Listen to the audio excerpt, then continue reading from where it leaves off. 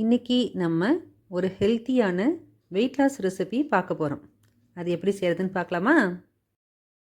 அதுக்கு ஒரு மிக்ஸி பவுலில் 3/4 கப் ரவா, 1/2 கப் தயிர், இதை தோசை மாவு பதத்துக்கு அரைச்சி எடுத்துகிட்டு வந்துடலாம். அரைச்ச இந்த பேஸ்ட்டை ஒரு பவுலில் ட்ரான்ஸ்ஃபர் பண்ணிக்கலாம்.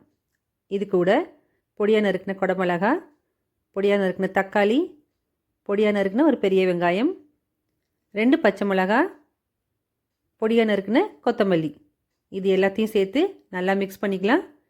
இது கூட 2 டீஸ்பூன் உப்பு சேர்த்துக்கோங்க. இதை இட்லி பானையில் சின்ன சின்ன இட்லிகளாக வேக வச்சு எடுத்துக்கோங்க. அவ்வளோதான், ஹெல்த்தியான வெயிட் லாஸ் பிரேக்ஃபாஸ்ட் ரெடி.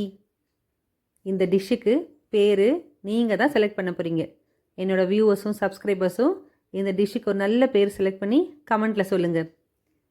இந்த டிஷ் எப்படி இருக்குன்னு செஞ்சு பாருங்கள். Happy sharing.